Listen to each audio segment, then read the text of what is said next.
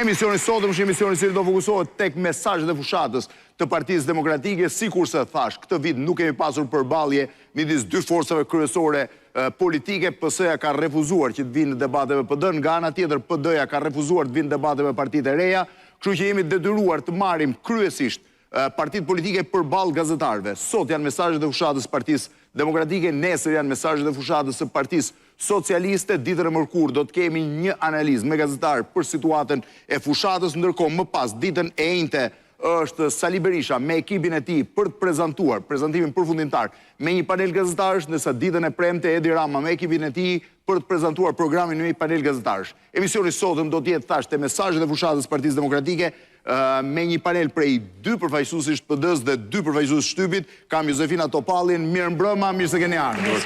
Gazmend Bardhi, mirëmbrëma, mirë se keni ardhur. Përballë me Ornela Çuçin, mirëmbrëma, mirë se keni ardhur, dhe Anri Balën, mirëmbrëma, mirë se keni ardhur.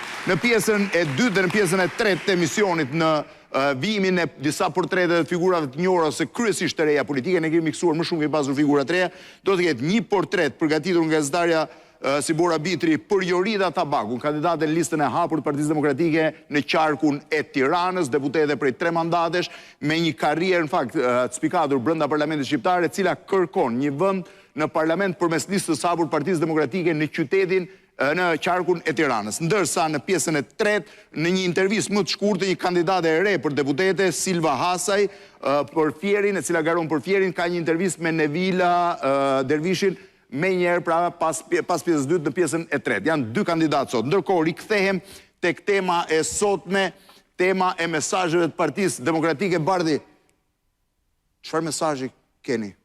Se deri tani shoh vetëm mesazhet e një vajze në Fier që të flet ty në Instagram. Nuk e di kujt i referohesh, cilës vajzë? Një kandidate të PS-s. Okej. Mendova se e kishe për kandidatet të Partisë Demokratike. Ne jemi fokusuar tërësisht, zoti Fevziu, tek kontakti me qytetarët dhe shpalosja e alternativës tonë. Cili është mesazhi që ju sillni këtë fushatë? Partia duhet të shpëtojmë Shqipërinë. Duhet të shpëtojmë Shqipërinë. Ky është mesazhi që në fakt që marrim edhe nga qytetarët.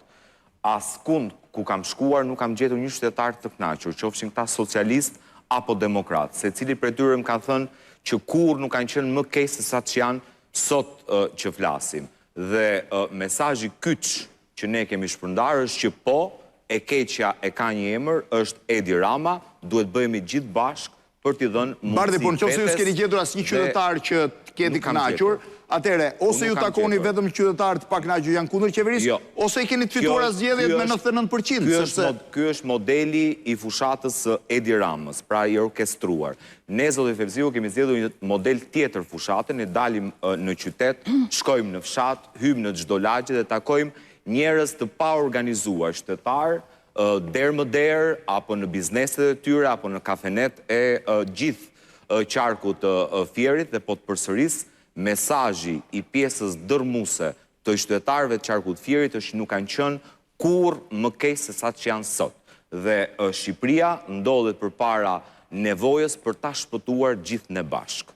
Topalli, cili është mesazhi që ju jepni emigracionit? Ju jeni sekretare për emigracionin dhe njëkohësisht mund të ketë rreth 200.000 vota, se nuk po kalkulojmë dot akoma. Ka edhe pak kohë derisa votat llogariten gjitha, po deri tani, sipas dhënave që un kam, janë rreth 160.000 vota të kthyer mbrapsht dhe pritet ketë mund të shkojë rreth 200.000. Pra do ketë një firo prej 25% nga 250.000 të regjistruar. Çfarë mesazhi jepni ju diasporës? Së pari për ne është themelore si për shqiptarët që jetojnë brenda kufive të Shqipërisë dhe për ato që kanë një lidhje shumë fuqishme me velindjen e tyre dhe jetojnë jashtë kufive të Shqipërisë, për të mbyllur kapitullin e së keqes dhe për të hapur një kapitull të ri që duhet ta shoh në disa plane. Por plani kryesor në aspektin e identitetit shqiptar dhe të kombit shqiptar është që me 11 maj ato mund të sjellin rotacionin për një arsye mallore që i kalon të gjitha forcat politike, interesat e forcave politike, që është ndalja e zbrazjes e dëbimit të shqiptarëve nga shtëpitë e tyre, nga qytetet e tyre, nga lagjet e tyre. Kemi 1 milion shqiptar që janë dëbu gjatë 12 viteve jashtë kufive të Shqipërisë, natyrisht njeriu nuk largohet nga shtëpia, nga prindi, nga të dashurit e vet për dëshirë, por vetëm për pamundësi. dhe unë besoj se ne do rreshtojmë të gjitha arsyet e vërteta që qohun shqiptarët që të largohen. Sigurisht që përgjigja atyre do jetë shumë e fortë dhe në fakt ju keni drejt kur thoni, deri tani janë kthyer rreth 150.000 zarfe. 158 Unë në fakt më duket si një tsunam votash që mund të realizojmë atë që do jetë kthesa historike e 11 majit për arsye kombëtare, të ekzistencës kombëtare. Kthesa është e vështirë sepse votat shpërndahen në 12 qarqe, ka qarqe ku vota nuk ndikojnë shumë. Çështja kombëtare nuk është vetëm e djathtëve, është e djathtëve, e të majtëve, e qendrës dhe të gjithëve.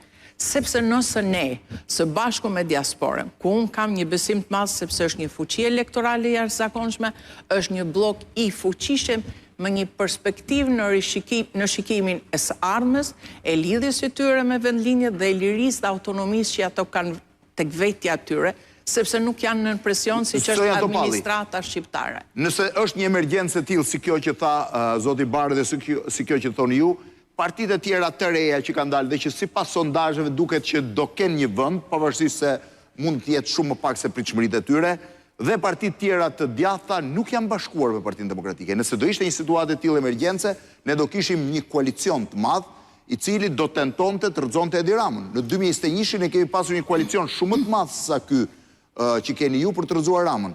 Kanë qenë gjithë partitë në një anë dhe LSI-ja që nuk hyrin koalicion, por që ishte në tribuna me Partinë Demokratike. Pse 4 vjet më pas, kur situata është më keq, ju keni dështuar në këtë drejtim? Unë nuk them se kemi dështuar, sepse aleanca më e madhe është aleanca me shqiptarët brenda dhe jashtë Shqipërisë. Dhe 1 milion shqiptar nuk ka forcë të re politike që mund të krahasojë. Kështu që në këtë Jo, nuk i krahasoj, por çdo vot nuk duhet humbi, jo. Absolutisht. Ata duhet bashkoheshin mos votë, sepse nëse dikush merr 30.000 vota, 20.000 vota, 15.000 vota, nuk janë asgjë para 1 milionshit, po janë mjaftueshëm të heqin 1, 2 mandate apo 3 mandate. Nuk kam mungu as dëshira as vullneti për t'i ftuar, natyrisht kjo mbetet në vullnetin e tyre.